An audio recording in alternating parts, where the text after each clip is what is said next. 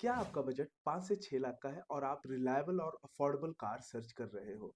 तो आप बिल्कुल सही जगह पे आए हैं। इस वीडियो को एंड तक देखना। मैं आपको इस वीडियो में 3 ऐसी कार बताऊँगा, जिसमें आपको अच्छे अमाउंट में जो है फीचर प्रोवाइड की गई है, फ्यूल एफिशिएंसी भी रहेगी, अफोर्डेबल तो ऑब्वियसली ही रहेगी ही रहेगी।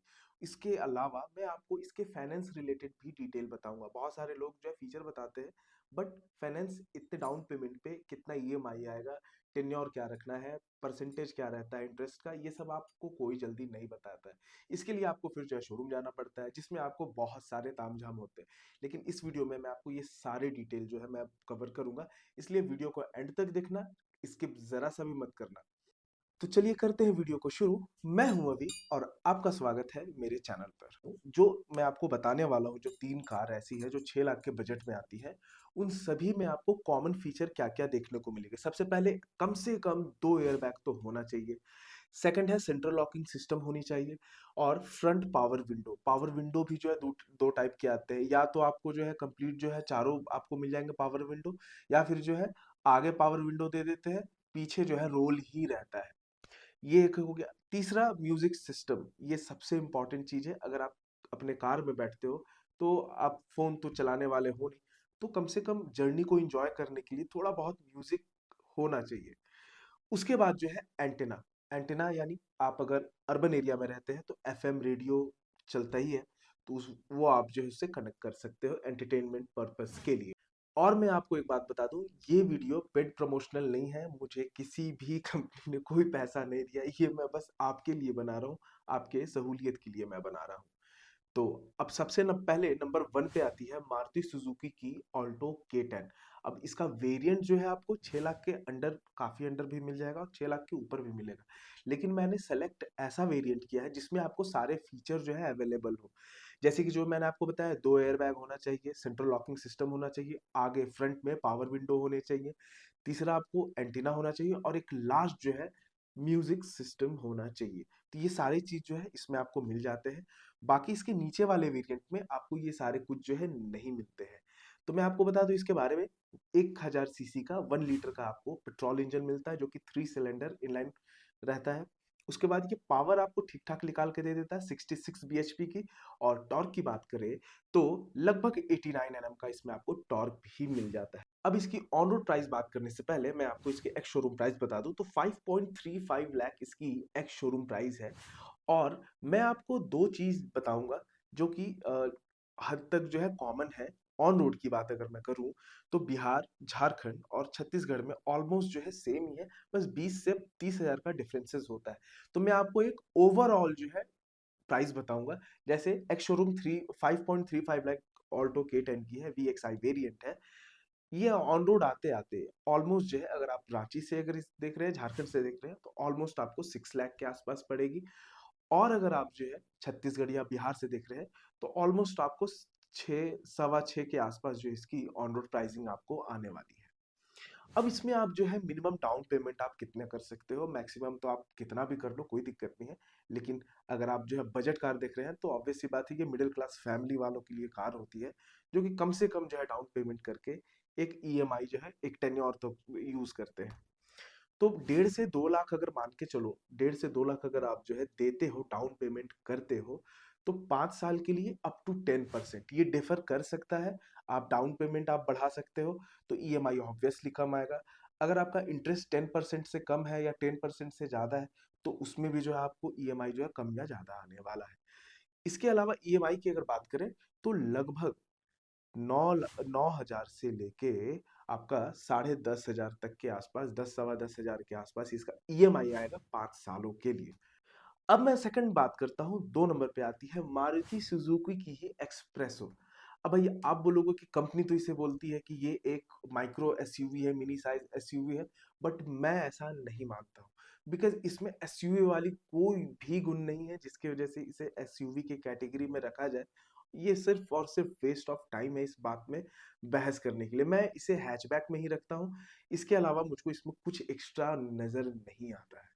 तो चलिए बात करते हैं इसको छोड़ के।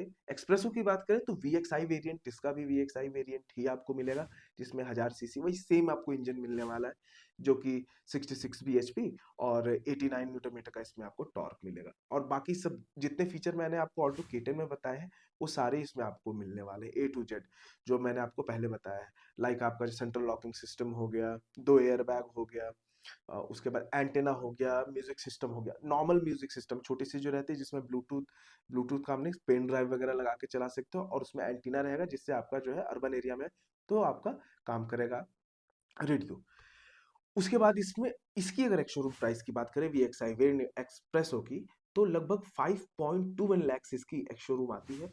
और ठीक उसी तरह जो है ऑन रोड आते आते 5,90,000 से लेके 6,05,000 10,000 तक ये जाएगी, कम से कम की मैं ये बात कर रहा हूँ।